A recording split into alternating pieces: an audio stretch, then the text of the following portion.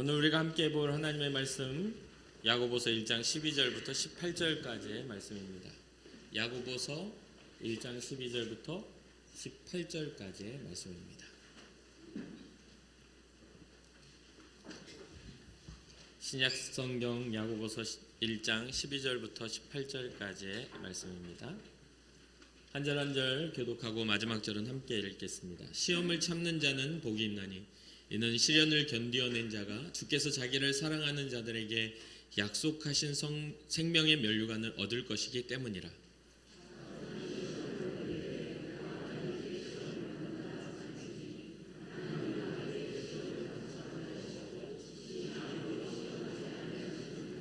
오직 각 사람이 시험을 받는 것은 자기 욕심에 끌려 미혹됨이니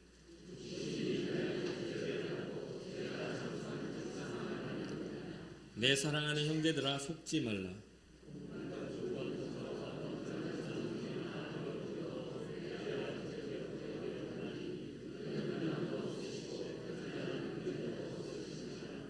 그가 그 피조물 중에 우리로 한 첫 열매가 되게 하시려고 자기의 뜻을 따라 진리의 말씀으로 우리를 낳으셨느니라. 아멘.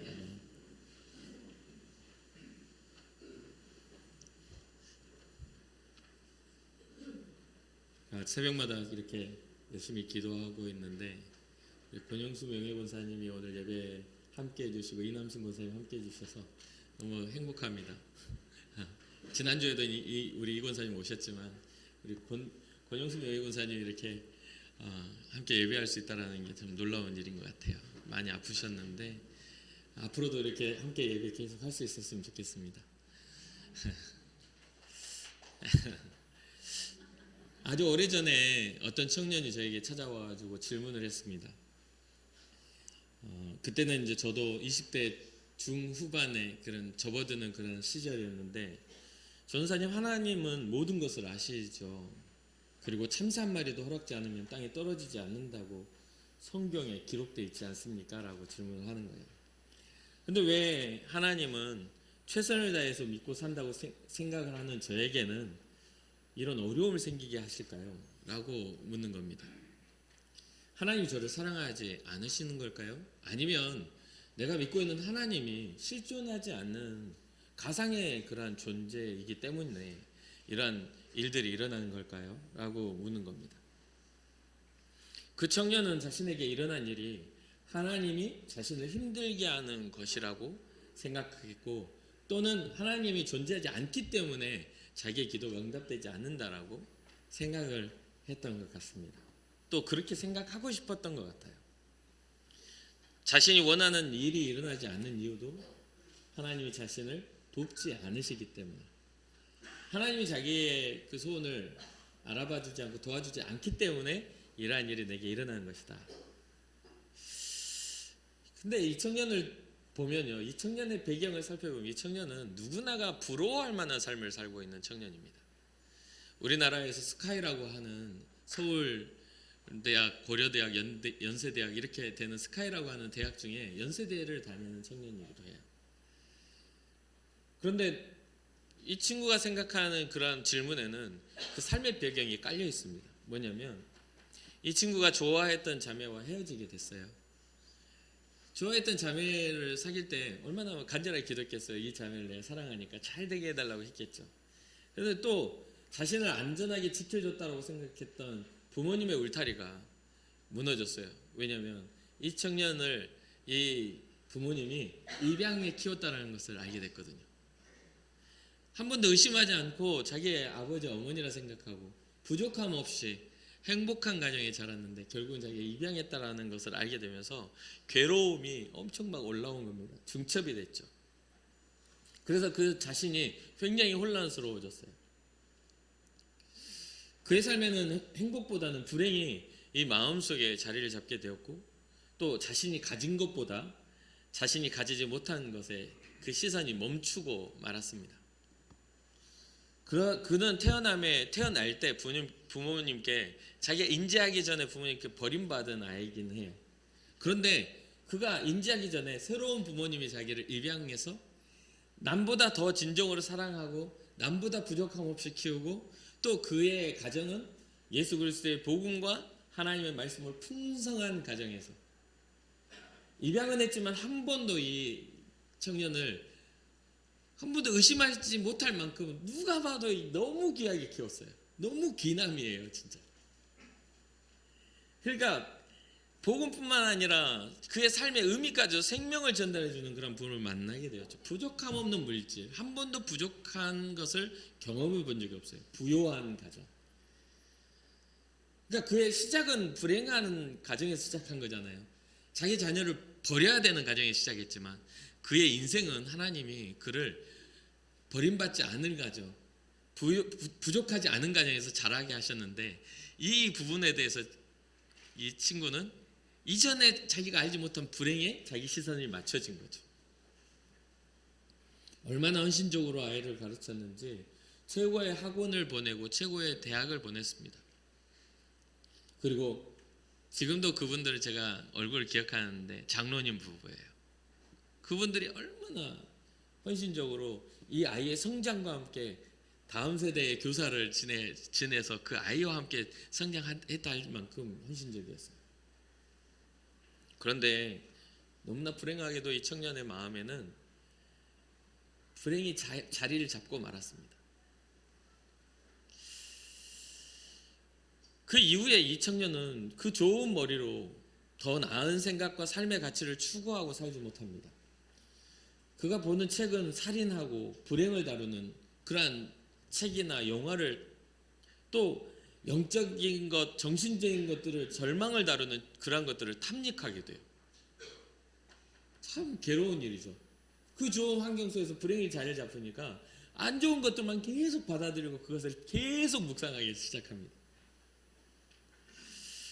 그러한 것들을 알고 있었고 그 손에 들려있는 책이나 그가 바라보는 모든 것에 절망이 자리 잡으니까 안타깝게도 제가 그럴 때마다 찾아가서 조언을 하는데도 이미 귀가 막혔어요. 마음이 이미 닫혔어요. 저에게 찾아와서 질문을 했지만 그는 자기에게 찾아온 불행, 자기가 겪는 이 감정적인 요소들이 하나님 탓이라고 말하고 싶었던 것 같아요. 그러니 이미 정해놓은 정답 안에서 행복을 찾을 수가 없는 거죠. 오늘 본문 12절에서는 이런 말을 합니다. 시험을 참는 자는 복이 있나니 이는 시련을 견뎌낸 자가 라고 하면서 주께서 자기를 사랑하는 자들에게 약속하신 생명의 면류관을 얻을 것이기 때문에, 시험을 참아낼 수 있는 사람, 시련 앞에 그것을 견뎌낼 수 있는 사람은 복이 있다고 말을 해요.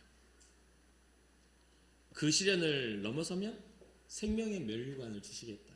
하나님의 약속된 면류관. 참는 자에게 해당하는 시험은 어떠한 믿음에 대한 테스트입니다. 그런데 보십시오. 하나님이 왜 우리에게 믿음의 테스트를 하겠어요? 하나님 우리를 살리시고자 하고 우리를 사랑하시고자 하는 분이지, 그것에 대해서 의심하고 그것에 대해서 넘어지게 만드시려는 그러한 것은 성경에 기록되어 있지 않습니다. 하나님 우리에게 복 주시려고 하고 우리를 존귀하게 하시려고 하시는 분인데, 여기서 나오는 시련과 시험은요, 우리를 넘어지게 만드는 시험이고 시련이거든요. 주님으로부터 비롯된 게 아닌 것이죠. 이러한 시련에 빠지는 사람들은 하나님을 사랑하는 사람들이 얻는 시련입니다. 지금 여기 야고보서가 이야기하는 것은 하나님의 뜻대로 살고자 하는 사람들에게 시련이 다가왔어. 시험이 닥쳐왔어. 그것을 이겨내라. 그럼 너희에게 생명의 면류관을 줄게 라는 겁니다. 여기에서 시험을 통해 무엇이 증명되냐면 믿음이 증명된다, 참됨이 증명된다라고 이야기를 해요. 그래서 이 12절을 현대어 성경 세번역에는 이렇게 기록을 합니다. 시험을 견뎌내는 사람은 복이 있습니다. 그 사람은 그의 참됨이 입증되어서 생명의 면류관을 받을 것이기 때문입니다. 시험이 찾아왔을 때 우리의 믿음의 신앙의 어떤 참됨이 입증된다는 거예요.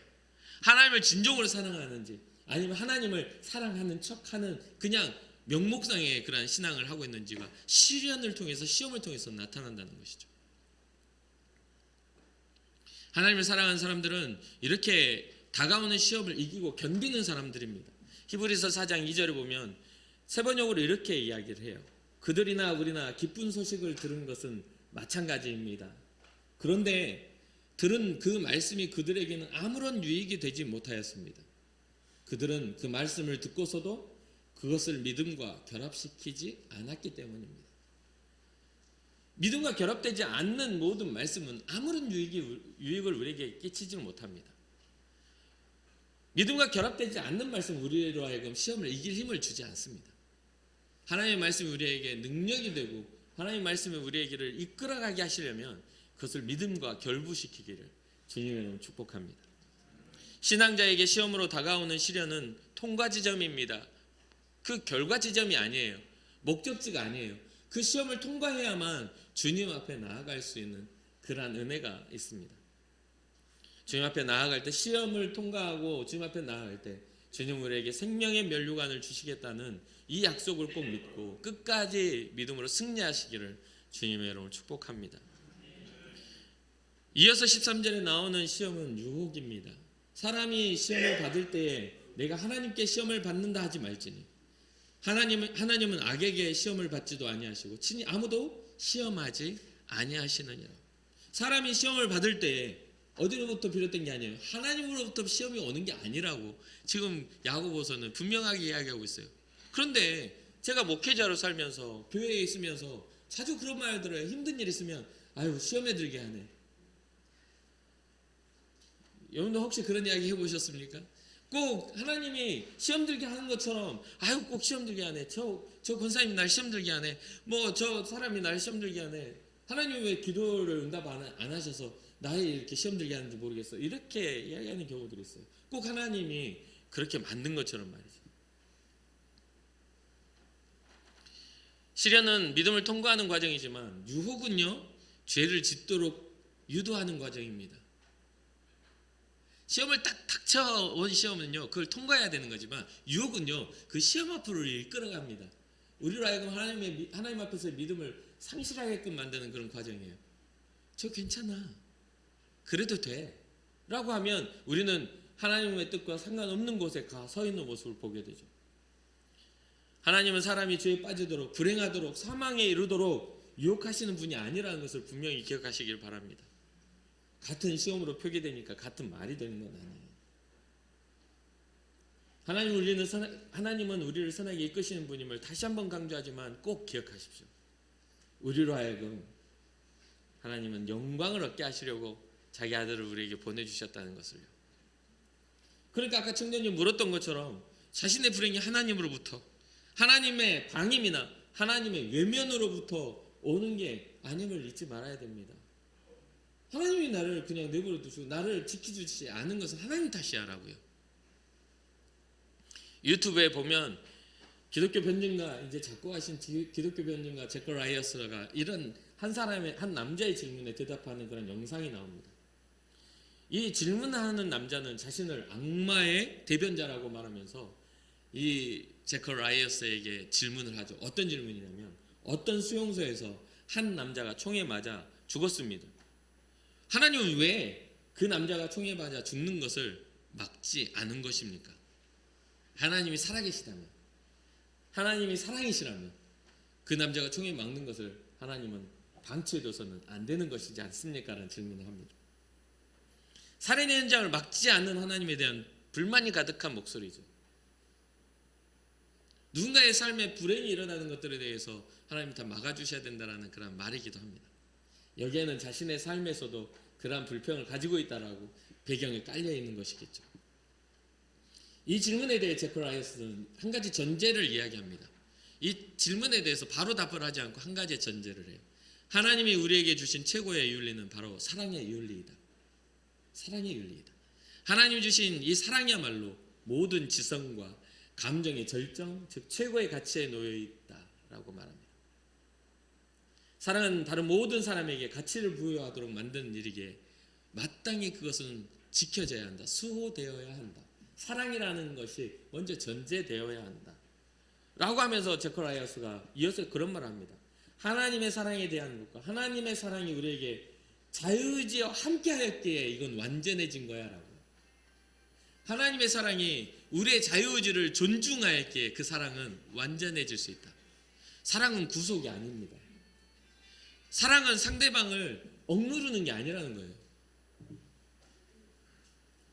사랑을 잃어버리는 사람은 선할 수 없다라는 전제입니다. 총을 든 자도 사랑이 없었기에 악한 일을 행하는 것이죠. 사랑을 잃어버린 것들은 모든 부분이 상처가 되고 모든 부분이 아픔이 되고 맙니다. 그러니 우리가 아동교육을 하다 보면, 교육학을 하다 보면 그런 말을 해요. 우리가 자녀를 교육할 때 수많은 훈계를 합니다. 자녀들이 바르게 크게 하기 위해서 수많은 말을 해요. 그런데 그 수많은 말들이 다 상처가 되지 않는데요. 아이들이 상처를 받지 않는, 매를 맞아도 상처를 받지 않는 것은 그 엄마와 아빠가 나를 사랑한다는 확신이 있으면 절대로 그것을 상처받지도 않고 그걸 기억도 하지 않는데요. 그 기억이 사라진대요. 그런데 아이들의 평생에 남는 건 뭐냐면 이 아빠가, 이 엄마가 나를 사랑하지 않는 것 같아라는 의심이 들면 그 상황은 평생의 상처로 남는다는 것이죠. 그러니까 사랑의 가치는 그 상대방에 대해서, 그것에 대해서 뭔가를 교정하고 그것을 책망하기 위해서가 아니라 그의 인생이 잘 되게 하기 위한 그러한 가치를 두고 있는 것이죠. 저는 이 영상을 보면서 구약의 한 이야기가 생각이 났습니다. 바로 가인과 아벨의 사건이죠. 여러분도 잘 아는 이야기입니다. 이 둘은 형제였습니다. 세월이 지난 어느 날 이 두 사람은 하나님께 제물을 드리며 예배하는 그런 시간이 되었어요. 그런데 재밌게도 아벨의 제사는 하나님이 받으셨지만 가인의 제물은 받지 않으십니다. 그로 인해 가인은 성경에 보니까 몹시 분을 내고 얼굴을 붉힙니다. 그때 하나님이 가인에게 무슨 말씀을 하시죠? 너는 분내고 얼굴을 붉혔으니 죽어! 이렇게 말씀하셨나요? 그렇지 않았어요. 뭐라고 하시냐면 네가 선을 행하면 어찌 낯을 들지 못하겠느냐. 선을 행하지 아니하면 죄가 눈에 엎드려 있느니라. 죄가 너를 원하나 너는 죄를 다스릴지니라. 우리 모든 사람에게 하나님은 지금 이것을 요구하고 계십니다. 죄가 우리의 욕망을 요구하고 우리의 충동성을 요구하지만 그 죄를 다스려야 되는 것이 하나님의 사랑입니다. 우리에게 그러한 것들을 주셨어요. 얼마든지 우리는 죄를 다스릴 권세를 가지고 있습니다. 그것을 절제할 그러한 마음을 가지고 있는 거예요. 충동에 져버리고 죄의 권세에 져버리니까 자꾸만 하나님의 뜻에 어긋나는 그러한 죄를 짓고 마는 것이죠. 결국 우리가 알다시피 가인은 그 충동을 억제하지 못하고 분을 억제하지 못하고 동생 아벨을 쳐 죽이고 맙니다. 죄의 가능성과 함께 죄를 다스리기를 바라시는 하나님의 말씀을, 뜻을 들었음에도 불구하고 하나님의 말씀을 깊이 묵상하고 순종하지 않습니다. 하나님은 가인과 아벨에게 동시에 기회를 주셨죠. 어떤 기회입니까? 주님 앞에 나와 예배할 수 있는 기회, 하나님과 화목할 수 있는 기회를 줬어요. 그런데 아벨은 하나님이 기뻐하실 만한 믿음으로 주님 앞에 나아갔고 가인은 그 마음의 분노와 질투로 하나님 앞에 나아갔다는 것이 증명됩니다. 우리의 인생에 있어서 잊어버리지 말아야 할 것은 하나님은 우리가 유혹받도록 시험하시는 분이 아니라는 것을 꼭 기억하시기 바랍니다. 그 이유에 대해서 14절과 15절이 이야기합니다. 오직 각 사람이 시험을 받는 것은 자기 욕심에 끌려 미혹됨이니 욕심이 잉태한 즉 죄를 낳고 죄가 장성한 즉 사망을 낳느니라. 어렸을 때 줄곧 이 15절 말씀을 외울 말씀으로 많이 외웠어요. 수련회만 하면 이 말씀은 진짜 단골 메뉴로 나옵니다. 욕심이 잉태한 즉 죄를 낳고 죄가 장성한 즉 사망을 낳느니라. 야고보서 1장 15절 말씀 아멘 하면 밥 먹으라고 하고. 그러니까 사람의 눈이 얼마나 좁냐면요, 그렇게 어렸을 때 많이 이렇게 외우게 만들었음에도 이 밥 먹으려고 외우니까 이 15절밖에 못 본 거예요. 제가 이것만 외우면 밥을 먹으니까 밥 먹을 게 먼저지 외울 말씀이 무슨 뜻인지 먼저 생각하는 게 아니었던 거예요. 그리고 나중에 신학생이 돼서 성경을 탐독하면서 이 야고보서를 다시 읽는데 14절이 보이더라고요. 그때 전 충격을 받았습니다. 욕심이 왜 잉태하였는가라는, 그런 사망이 왜 우리에게 도래했는가라는 것들을 봤을 때 오직 각 사람이 시험을 받는 것은 자기 욕심에 끌려 미혹된다라는 이 말씀을 그때 처음 봤습니다. 아, 나의 욕심이 나로 하여금 시험에 들게 하는구나. 하나님 없이 잘 되고자 하는 그런 것들. 말로는 누가 못해요. 말로는 누가 못해요. 글로는 누가 못 써요. 오늘날 제가 이렇게 전에 교회에 있을 때 어느 밴드의 한 글을 어떤 분이 올렸어요. 장문의 글을 딱 올렸는데 누가 보면 목사님인 줄 알고 있어. 얼마나 글을 멋지고 은혜롭게 잘 썼는지. 근데 그 양반이 매일 밤마다 술 먹고 저한테 전화해가지고 1시간 넘도록 교회 욕하는 양반이거든요. 그럼 이게 끊으면 또 하고 하니까 계속 하고 싶은 말씀 다 하시라고 해서 제가 휴가 갈 때 이렇게 들고 먼 길을 가는데 도착할 때까지 술 먹고 전화를 해가지고 이 팔이 안 내려와. 나중에는 한 손으로 운전하면서 이렇게 하다가 이게 얼마나 잡고 있었는지 이게 굳어가지고 안 내려올 정도로 그렇게 주사를 부르는 양반이 글로 봤을 때는 목사보다 나아요. 말로는 누가 못하냐 이 말이에요. 그럴싸하죠. 세상에 우리를 유혹하는 이단들도 마찬가지입니다. 사이비도 마찬가지예요. 그럴싸해요. 그런데 그 안에 뭐가 있죠? 욕심이 있는 거예요. 그래서 저는 저에게 찾아와가지고 누군가가 와가지고 막 이야기하면요, 긴 시간을 두고 그 사람을 판단합니다. 눈앞에 보여주는 그런 당장의 모습들 그럴싸해 보여도요, 대부분의, 제가 살면서 알았어요. 대부분의 사기꾼은 나쁜 말은 안 해요. 그러니까 여러분이 강남 앞에 서 있는 저를 볼 때에도요, 지금 상황에서 다 판단하지 마세요. 제 인생에 길게 보고 판단하세요. 아이고, 오늘 목사님이 참 은혜스럽네. 오늘은 목사님이 은혜가 하나도 안 돼서 졸리네. 그러면 어떤 사람들 그래요. 재밌게 하면 안 졸고 재미없게 말씀만 전하면 졸아. 진짜 일주일 내도록 몸부림쳐 눈물을 흘리면서 말씀 준비해가지고 심각하게 말하면 졸고 있어. 그럼 별것도 아닌 거 가지고 막 웃기면 조화가 재밌어가지고 아유, 오늘 목사님 말씀이 은혜로웠다고. 그럼 속에서 상함이 일어나요. 속에 상함이 일어나요. 사실 오늘 아침 1부는 되게 어두웠어요.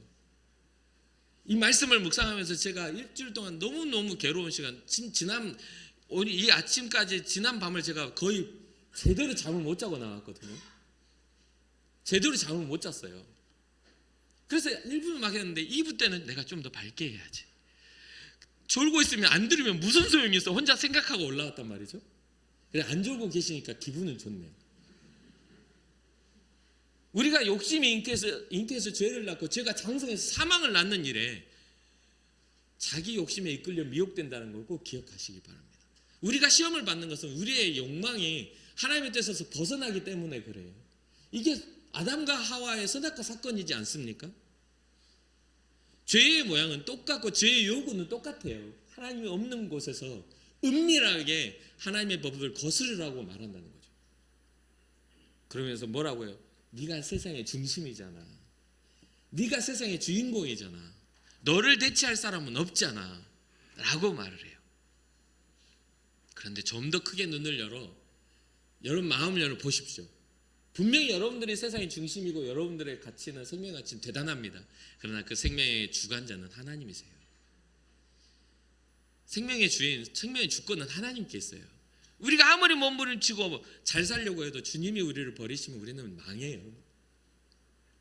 그러니 영적인 지혜가 열려져야죠. 아담과 하와의 선악과도 자신의 욕심들에 이끌렸습니다. 스스로의 욕심에 끌려가는 사람들은 하나님에 대해서 큰 오해를 해요. 어떤 이들은 하나님이 선악과를 안 만드셨으면 이렇게 되지 않았을 텐데, 아니 어떤 이들은 하나님이 하와를 유혹하는 뱀을 만들지 않았으면 유혹받을 일도 없었지 않았냐. 어떤 이들은 하나님이 인간을 아예 창조하지 않았으면 우리가 이렇게 힘들게 그런 죄의 대가를 짊어지지 않았을 텐데 라고도 이야기해요. 그러면서 하나님의 선하심을 훼손하려고 들어요. 여러분 인생이 절대로 불행한 게 아니에요. 하나님의 형상으로서 회복하시려고 자기 아들을 대가로 지불하신 생명이에요. 절대로 불행한 게 아니에요. 세상에서는 실패한 자 같고 세상에서는 무명한 자 같아도 주님이 보셨을 때는 세상보다 귀한, 천하보다 귀한 그런 주님이 사랑하시는 아들과 딸이라는 것을 잊지 마셔야 돼요. 그러니 여러분들 인생이 만나는 그 사람, 나뿐만 아니라 만나는 그 존재가 하나님의 형상임을 존귀한 자임을 기억하며 여러분들의 삶을 사랑을 잃어버리지 않도록 날마다 여러분의 삶을 세워가시길 주님의 이름으로 축복합니다.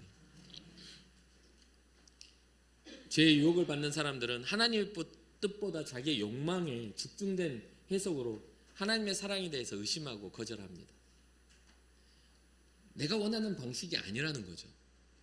주님이 나를 사랑하신 방식은 내가 원하는 방식이 아니에요. 주님 십자가 말고요, 좀 돈 좀 주세요.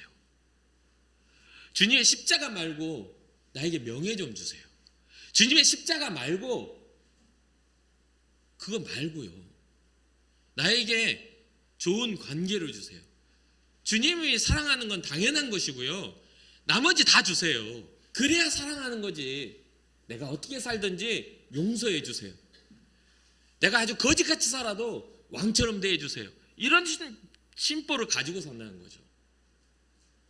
그런데 그렇지 않아요. 성경은요, 우리에게 이미 지불된 사랑은 완성형이에요. 이제는 우리가 어떻게 해야 되냐면 그 사랑을 아는 자와 같은 삶을 살아라고 성경은 이야기해 주고 있다는 거죠. 말로는, 글로는 누가 못합니까? 행함과 진실함으로 우리는 걸어야 되잖아요. 주님을 사랑하는 자다운 성실함으로 주님을 바라봐야 되잖아요. 사랑하는 성도 여러분, 여러분들의 마음을 자극하고 여러분들의 생각들을 주도하려는 모든 유혹에서 벗어나시기를 주님의 이름으로 축복합니다. 그 욕심이 욕망이 되고 욕망이 죄가 되어 여러분 안에서 자라나지 못하도록 그 모든 것들을 거절하세요. 그리고 그 안에 하나님의 말씀을 차곡차곡 쌓아가시기를 주님의 이름으로 축복합니다. 과거에 어떤 분이 진짜 세상에서 우리나라에서 진짜 대단한 부자를 만난 적이 있어요. 그분은 이야기하면은 뭐 어쩌면 안 좋을 수도 있는데 제 설교는 듣지 않을 거라고 생각하고 이야기를 할게요. 저는 무명한 자니까. 그렇잖아요. 듣지 않을 거라고 생각하는데 그분이 진짜 1년 세금만 몇백억을 내는 분이거든요. 세금을 몇백억을 내요. 그때 당시에 제가 들은 세금이 386억 원이었어요. 1년 세금이.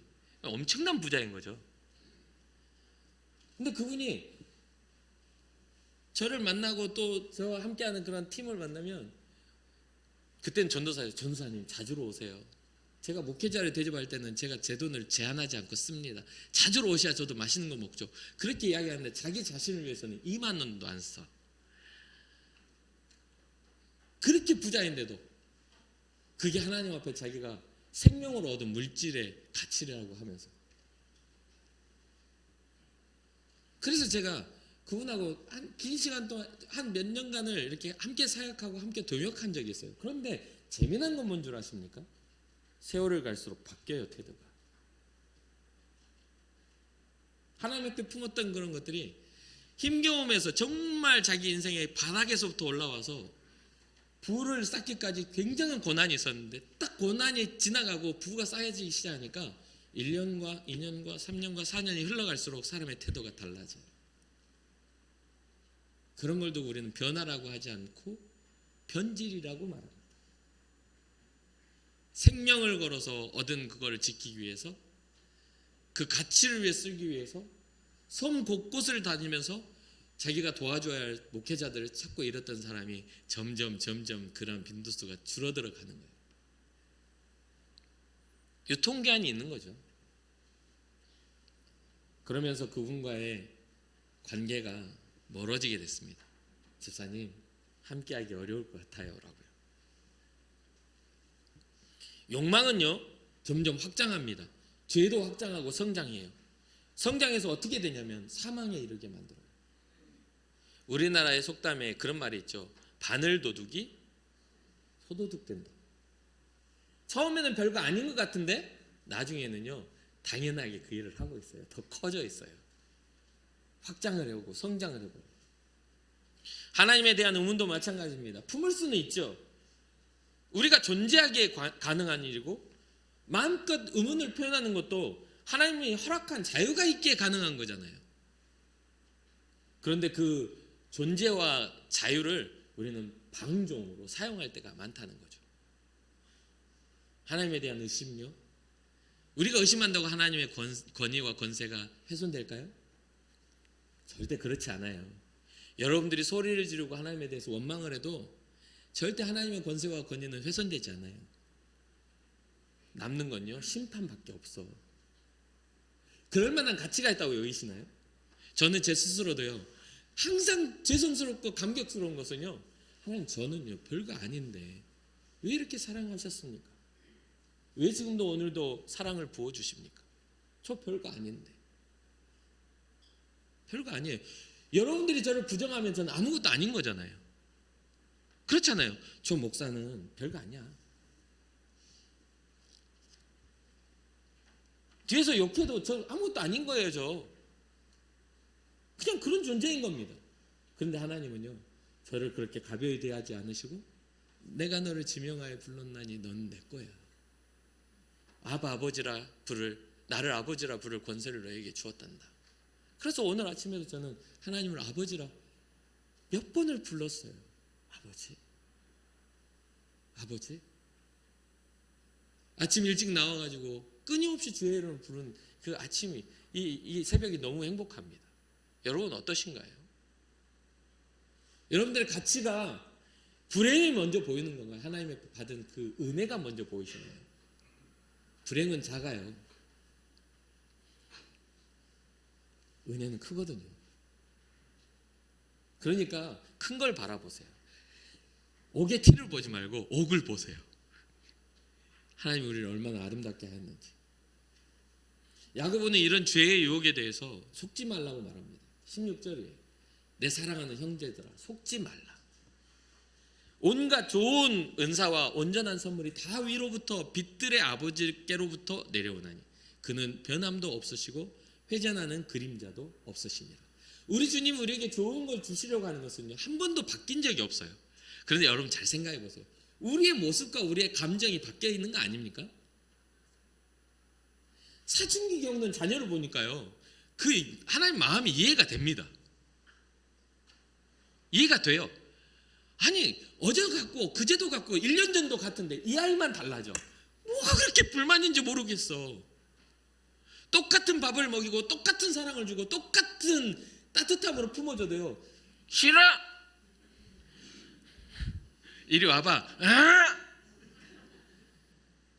똑같아요. 태어날 때부터 달라진 게 없어. 부모의 사랑으로. 왜 그래 또? 이유도 없이 얼굴 탁 하면서 이렇게 사춘기라고 생각하니까 봐주는 거지. 한 20살, 30살 돼가지고 그러면 원수 아닙니까? 우리의 신앙에 그런 연한이 지날수록 우리는 성장하고 성숙해야 돼요. 아마 평생 저랑 같이 이렇게 신앙생활 할 때마다 들을 이야기입니다. 우리가 성숙하지 않으면 우리는 언제나 사춘기 겪는 어린아이처럼 싫어. 하나님 싫어. 내 응답 안 해줬으니까 싫어. 내가 그렇게 물질 축복해달라 했는데 안 해줬으니까 싫어. 용돈 안 줬다고 떼쓰는 아이가 뭘 다를 바가 있겠습니까? 따뜻한 집에서 보호받는 삶은 생각 안 하고, 날마다 정성껏 지어주는 아침밥은 생각 안 하고, 그런 생각을 하는 거죠. 사랑하는 성도 여러분, 주님이 우리에게 주시는 것은 온갖 좋은 은사와 온전한 선물이라고 말을 해요. 하늘의 은혜를 우리에게 주시고 하늘의 선물을 우리에게 주시는 분, 다 위로부터 빛들의 아버지로부터 오는 것이다.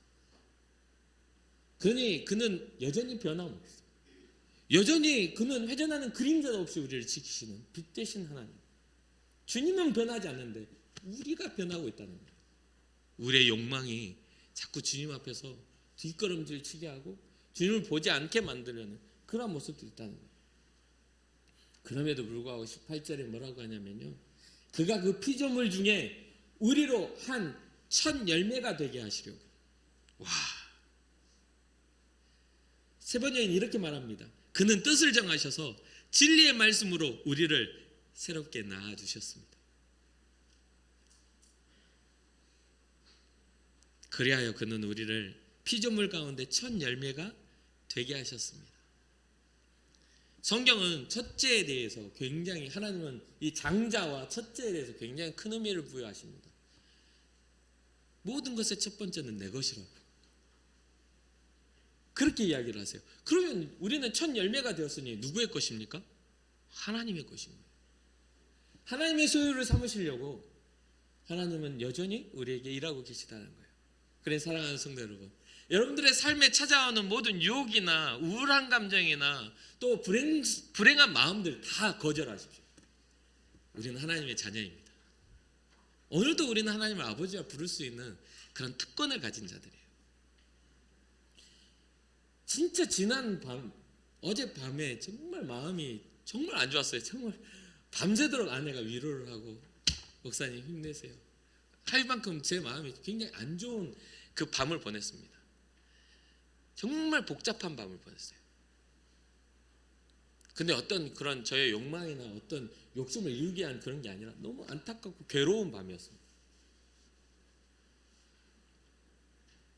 근데 이 아침에 성전에 나와 하나님 앞에 말씀을 또 묵상하며 준비하면서 정말 이거에 너무 큰 위로를 받고 은혜를 받았습니다.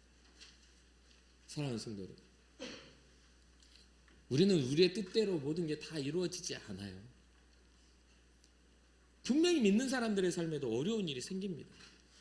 우리가 원했던 대로 되지 않고 어려움이나 장애가 생기는 경우가 굉장히 많아요. 이런 경우에 우리는 너무나 은하게 하나님을 원망하려 들어요. 그런데 이제는 그런 원망을 멈추고 주님을 다시 한번 바라보며 오늘 하루도 우리가 살아있음을 감사할 수 있는, 하나님의 생명력이 우리에게 흘러들어오는 날임을 감사할 수 있는 그 깊은 감사가, 나보다 나를 더 아파하시며 나를 안타까워해 주신 하나님의 은혜에 대한 감사가 우리 가운데 있었으면 좋겠습니다. 마지막 끝으로 성경에 보면요, 하나님은 이미 뜻을 정하셨고 뜻을 이루셨어요. 진리의 말씀 우리를 낳아주셨습니다. 주님의 창조물 중에 첫 번째 열매가 되게 하셨어요. 이미 우리는 주님의 열매입니다. 이 열매를 통해 하나님이 영광 받으시겠다 하시거든요. 그러니 사랑하는 성도 여러분, 여러분들이 하나님의 영광이 될 수 있도록 주님과 동행하시고 주님을 깊이 사랑하는 한 주가 되기를 주님의 이름으로 축복합니다. 주님의 이름으로 축복해요. 예전에는 난민으로 사는 그 한 가정이, 해외에 사는 외국인 가정이 저에게 연락이 왔어요. 도와달라고, 기도해달라고. 근데 제가 감당하지 못할 그러한 요구를 하는 겁니다. 하나님, 이걸 어떻게 해야 되냐고. 이걸 어떻게 해야 합니까? 이게 너무 괴로워서 제 아파트 계단을 끝까지 올라갔다 내려갔다 했어요. 숨을 헐떡거리면서. 너무 가슴이 아픈 거죠. 요즘 우리가 이스라엘 팔레스타인 그러한 전쟁을 우리가 바라보고 있습니다. 우리가 러시아와 우크라이나의 전쟁을 보고 있습니다. 어떤 사람은 전쟁 같은 삶이라 하지만 이미 전쟁을 치르며 가족을 잃는 그런 일들이 오늘 현재 우리의 살아가는 현실에 일어나는 일들 속에 우리는 굉장히 노출되어 있는 거죠. 이런 것들이 확산되다가 전 세계가 뭔가 분쟁과 그런 것들이 일어나면 우리나라도 안전하지 않은 나라지 않습니까? 좀 더 눈을 열고 우리에게 주어진 삶의 가치를 좀 더 깊이 묵상할 수 있었으면 좋겠어요. 성경이 말하고자 하는 거 흘려서 그냥 누가 읽고자만 읽는 그런 인생이 아니라 생명의 진리가 기록되어 있는 성경을 내 눈으로, 내 마음으로, 나의 바람으로 눈여겨볼 수 있는 그런 신앙이 열려지기를 주님을 축복합니다. 주님이 우리에게 말씀하고 계세요. 주님이 우리에게 말씀하고 계시다고. 그러니 사랑하는 성도 여러분 삶의 가치가 주님께 발견되는 기적과 같은 은혜가 있기를 주님의 이름으로 축복합니다. 잠시 기도하겠습니다. 사랑하는 주님, 하나님에 대한 오해와 유혹으로 인해 욕심을 따라 살아가다가 죽음에 이르는 인생이 아닌 하나님에 대한 이해와 여러 가지 시험을 통해 다가오는 그러한 테스트를 통과하여 영광에 이르는 그러한 삶이 우리가 되게 하여 주시옵소서. 우리가 속지 않기를 원합니다. 세상이 우리를 속이고 하나님과 멀어지게 만들려는 그런 모든 유혹에서 우리가 속지 않고 오직 주님께로부터 오는 좋은 것들로 우리가 기뻐하길 원합니다. 우리를 첫 열매가 되게 하시고 귀하다 말씀하신 주님을 바라보니 한 주간 동안 주어진 우리의 인생 속에서도 주님 말씀하여 주셔서 우리의 마음속에 우울감 자리 잡지 못하게 하시고 절망 자리 잡지 못하게 하시고 불평이나 누군가를 미워하는 마음 자리 잡지 못하게 하셔서 하나님의 사랑받는 아들과 딸의 삶을 살아갈 수 있도록 우리를 축복하여 주시옵소서. 감사를 드리며 모든 말씀 예수님의 이름으로 축복하며 기도합니다. 아멘.